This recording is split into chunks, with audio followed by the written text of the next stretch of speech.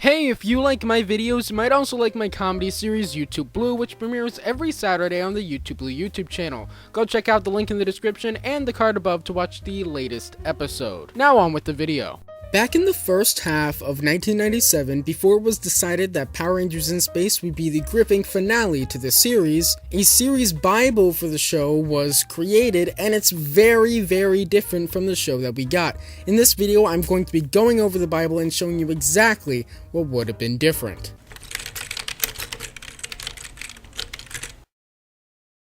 Alright, so all the stuff I'll be reading and talking about in this video is coming from a document that will be linked in the description. It's less of a full-on series bible that was put together by someone on the staff, and more of a collection of documents from the time that were put together. It starts off with a bunch of synopsises for the first 27 episodes of Mega Rangers, pretty much just for the writers, that just basically has all of the Japanese names swapped out with American ones, and the estimated amount of usable Japanese footage in each episode.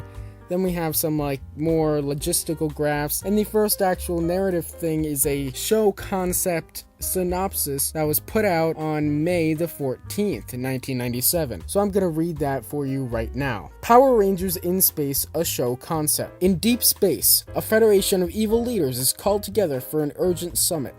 Among the familiar faces are Divatox, Lord Zed, and Rita Repulsa. The meeting is called by a new evil emperor known as the Dark Spectre, an eerie demon. In a dark and spooky dimension, they all arrive with their entourage. A collection of monsters, creatures, and warriors gather to listen to Dark Spectre. In the shadows, a figure is spying on the meeting. It is the Phantom Ranger. What he hears is not good at all. Dark Spectre tells the congregation that the great wizard Zordon has gone back to his home planet. If they were to put all their powers together, they can plan a surprise attack on the planet and kidnap Zordon. Once in their control, they will gradually drain him of his powers, knowledge, and wisdom, which will then be used to arm their evil forces. Once the creator of the Power Rangers is on their side, nothing shall stand in their way. The Phantom Ranger is caught and taken prisoner. Dark Spectre's warriors keep him locked in a cage until he arrives to reveal his secrets, and of course to keep him from sending a warning to planet Earth. The Phantom will have to challenge himself to the limit in order to escape the planet and alert the Power Rangers. The Power Rangers are called to the command center. Demetria tells them about the messages she manages to get from the Phantom Ranger. Evidently, the evil forces were victorious and Mighty Zordon was kidnapped. The evil forces have already started draining him of his energy. Unfortunately, Earth is way too far from the universe in which Zordon is being held prisoner. It is the Power Rangers' mission to travel into deep space in search of the planet and free Zordon before his wisdom becomes the force of evil. Time is limited for this mission, and so are some of the new space vehicles used by the Rangers.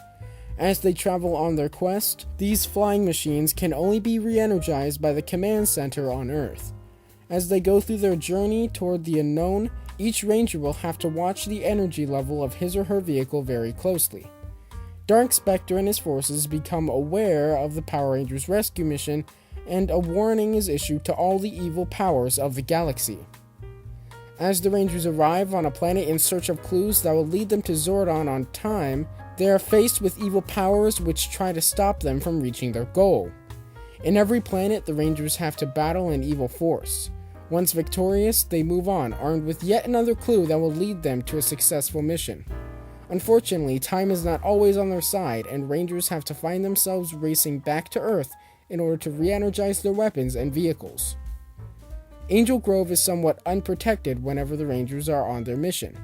Bulk and Skull are the first to announce to everyone in Angel Grove that they are the perfect candidates to lead a group of volunteers and form a citizens force group to protect Angel Grove now that the Rangers are gone. Occasionally, the Rangers will have to stay and defend Earth while the clock is ticking on Zordon's destiny. So some of the big things here is we get that nice subplot with Bulk and Skull that was never used. That's pretty cool. We also get that Astronema and Andros are nowhere to be seen, because during this pre-production part, they weren't considered at all. In fact, you'll see Andros was not going to be the Red Ranger, TJ was going to be the Red Space Ranger, and Justin was going to remain as the Blue Space Ranger. As such, the Phantom Ranger was the original spy that Andros later became, and the limited energy space search for Zordon was kept in a little bit in the series, but in this and later story ideas that were tossed around, that was largely dropped. But that is not the end of it, because it would be developed further, and a lot more crazy ideas that never happened would end up being put in. On the 29th of May, Shuki Levy would release a memorandum, as well as some documents on his ideas for the transition from Power Rangers Turbo to Power Rangers in Space. First, I'm going to be going through the memorandum and 10 little story notes that he had, based off of the feedback he had gotten from this previous document. 1. In my opinion, we should stick with the exact elements from the Japanese show, i.e. they're not going to bring in original villains, weapons, or mecha. 2. All evil characters, apart from the familiar ones, will be masked. However, we won't be using any of the Japanese characters, i.e. all of the villains that will be brought over for Mega Ranger are going to be the ones that are going to be fully in costume, not the ones where you can see the Japanese actors' faces, because those are harder to dub. 3. No Japanese footage will be used for villains. The only Japanese footage which will be used in the space season will be some of the Megazord/monster battles, those which will take place on Earth, and those which we can treat to look like they are taking place on some other planet. That essentially means that instead of being something like Mighty Morphin Season 1, where all of the scenes on the Moon Palace are Japanese footage that's dubbed over, you get something like Power Rangers Time Force, where all the cryo prison scenes are original American footage. 4. The Power Dome set will be designed in the next 10 days or so. So this Power Dome is a base of operations that was created for this draft of the transition that never ended up in the final show. And in this document that I have here, there's actually nothing in terms of design for the Power Dome, with the exception of some notes that Shuki Levy puts in this document. So that either means that it never was designed, or it was and it's just not included. 5. Alpha will still appear on the show. Now, it's not clear whether that's Alpha 5 or Alpha 6, because the synopsis coming up has both, but yeah. 6. I don't have an answer as to whether the Mega Delta Zord belongs to the Silver Ranger. We don't have any footage yet, and we should also discuss whether to bring the Silver Ranger in at all. Basically, that means the Mega Delta Zord reverts to the Mega Winger, I believe, and it's basically talking about whether that will be the Silver Rangers or not, and how, by the time this was made, Mega Ranger was still airing, so they didn't even know whether that would for sure be the Silver Ranger Zord in the footage or not. And he also notes, interestingly, that there's the possibility of not having the Silver Ranger in the show at all. 7. Personally, I would like to keep the names Digitizer and Galaxy Megazord. Yeah, that would not stay the same. Number 8, Silver Ranger question. I'm not really sure what that's supposed to be. 9. We will use the same action whether we take it from the Japanese footage or shoot it ourselves. I'm not really sure what that means. Obviously, a lot of these are in response to questions he got from the creative team between that original document and this one, so I'm sure that makes sense within the context of that question, but not really by itself. And number 10, Dark Spectre will be a prominent character. His image is available on the Turbo footage. As for the concept, the following is the updated version with more production notes to come.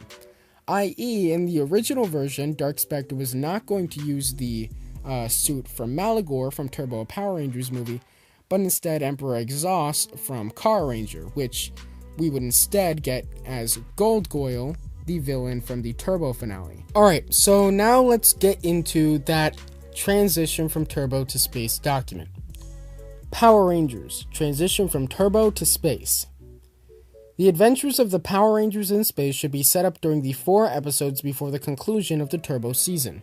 All the following ideas should be implicated as major subplots to the Turbo storylines.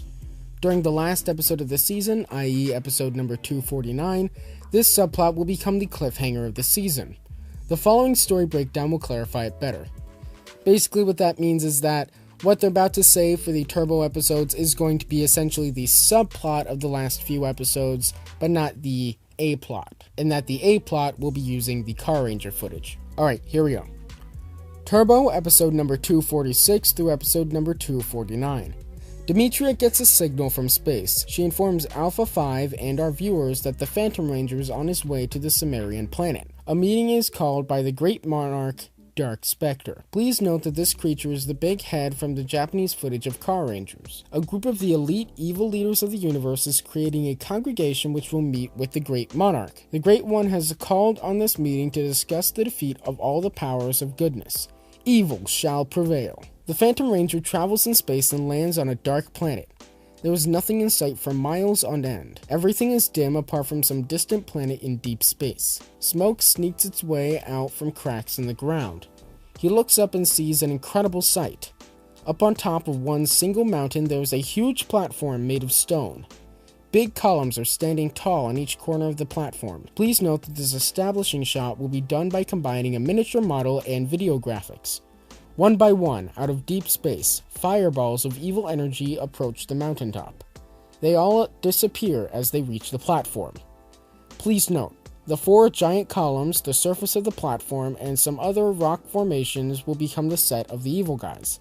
The majority of this footage could be shot ahead of time and used as stock during each episode of Space Rangers. This, plus most of the action in space, will be shot in a stage which I will refer to later as the Space Stage. The Phantom Ranger has to make his way up to the top of the mountain so he can spy on the meeting of all evils. As he manages to find himself in clear view of the platform, he watches in horror as he sees the group of evil leaders. Divatox, Rita Repulsa, Lord Zed, Goldar, and 4 other strange-looking creatures are standing there, each with their own group of warriors and purple putties. They are all awaiting the arrival on the Monarch. The Monarch of Evil is an enormous floating head. It is bigger than the platform, bigger than the whole mountain. His breath alone causes a strong wind to blow over the surface of the platform. He addresses the congregation and orders them to kidnap Zordon from his home planet and bring him to the Cimmerian planet. There, they will drain him of his good energy and turn his powers to evil. Once this is done, Zordon will cease to exist. As the Phantom Ranger tries to leave the planet and warn Zordon, he gets caught and is taken prisoner. He manages to send the urgent signals to the command center on Earth. Episode 249. The final episode of the season will show the Monarch and all the evil leaders crossing their wands together to create an incredible energy of power. Back in his dimension on his own planet, Alpha 5 looks on as the evil energy captures Zordon. The fear that Zordon's powers will be used for destruction, with Zordon's life on the line, and with the capture of the Phantom Ranger, the Power Rangers are faced with the mission which they are uncertain they are prepared for. They must travel into deep space and face the challenge of their lives. Cliffhanger. So that's the ending of Power Rangers Turbo. Now let's talk about the first few episodes of Power Rangers in Space. Here we go. Power Rangers in Space. Episodes number 250 through 254. The Power Rangers will meet Demetria at night upon a flat mountaintop. She will introduce them to their new Power Dome. At the middle of next week, I will meet with our creative people and design the dome. Once approved, we will deliver the design to Bandai so they can start working on the large playset. This Power Dome will be constructed as a miniature set and will be floating in space not too far from planet Earth. Once inside, a giant pyramid made of silky material will become the set. Nothing else. The walls of silk will change constantly with special effect lights creating the different moods and intensity of certain emergency situations. The Power Rangers will also be introduced to their space station, which is floating further in the dark, deep space. The Rangers will travel upon their power gliders, suggested name, from Earth to the Power Dome and from there to their space station. In search of the Cimmerian planet, the Rangers will travel through space inside their space station. In the midst of a battle, the Rangers will call on their space station to transform into the Megazord. Please note, this is the first Megazord on the toy schedule. We need to decide on a final name for it. Sets. We should get rid of the Juice Bar set as well as 95% of the school set. The only part we need to keep is the corridor with the lockers. The command center should become the space station interior. The reason I say should become is because I'd like to use as much of the detailed walls of the command center set for the reconstruction of the new set. That is, as much as possible, of course. The space set. This should be the largest area possible, surrounded by a giant green/blue screen. On this set, we will shoot all the interior Power Dome, the evil platform, and most of the Megazord battles. So yeah, there's some interesting stuff there. So I just want to clear a few things up. Earlier it said that they would be using purple putties. Now what that's not referring to an original foot soldier. That's referring to that they were planning on using the foot soldiers from Mega Ranger as opposed to the original foot soldiers, the Quantrons, which they eventually used. Also, because there weren't final names for a lot of stuff, the space station is the Astro Megazord that would be kind of deep into space, which is a really cool idea, I think. And the power gliders are the Galaxy Gliders. I do think the ideas for the Power Dome set are interesting, but I don't think they're really that practical. Alright, so after what happened in the last couple things I talked about, in August 13th, 1997, so a few months later, the story department finally published some official names. These official names were basically for all of the weapons and the first few Megazords, as well as a couple of villains, including Ecliptor and the Craterites, which, as I said in the last video, were going to be foot soldiers for the entire season, and not just like some weird secondary foot soldiers like we got. Along with this, we got pictures, probably for writers and other people in development for the show, of the weapons and the Rangers, and a lot of them have various little descriptors. Some important information: we do have a picture of the Rangers, basically just showing the main 5 Mega Rangers, labeled as Cassie, Ashley, Justin, Carlos, and TJ. Basically confirming that yes, Justin was going to stay on the team. They weren't going to have Andros in there.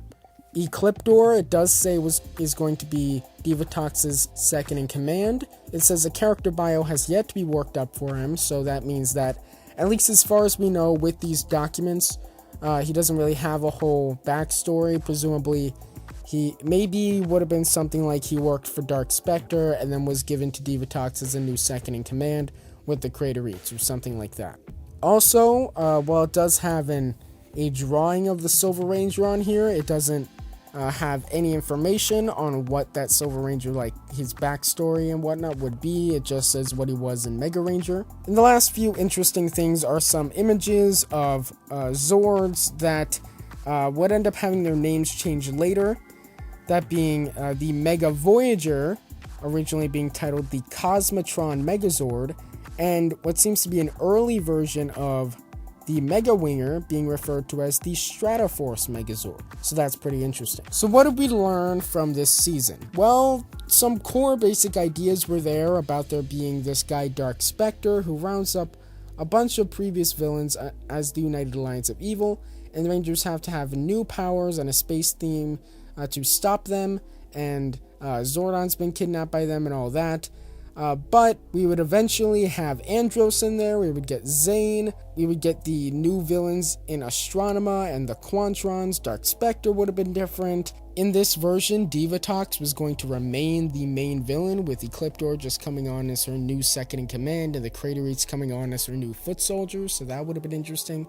And it's also really interesting to see the Power Dome and the different ideas they had for the Rangers' new sets, as well as their ideas for transitioning from Turbo to this version of In Space. That's pretty much it, and I'll see ya. Bye.